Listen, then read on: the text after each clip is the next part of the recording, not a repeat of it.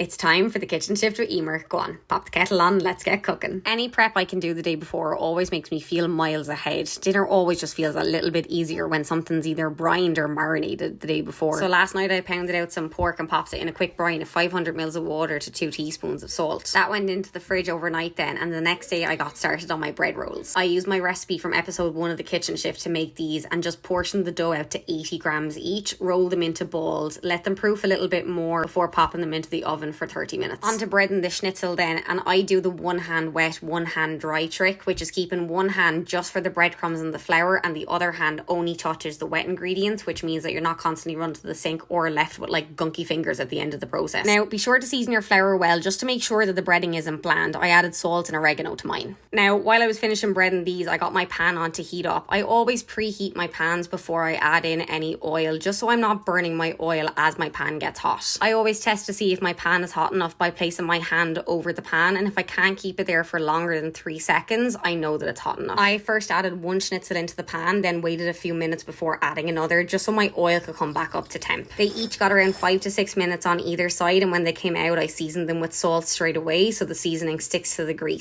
Bread rolls were out of the oven then. I slathered them in mayo and got them onto a medium pan to toast. Now, if they don't come up straight away, just leave them toast for another few minutes. We love mayo in this house, so more went on and then I built the sandwich. Go on, pop the kettle on and get cooking. Slán!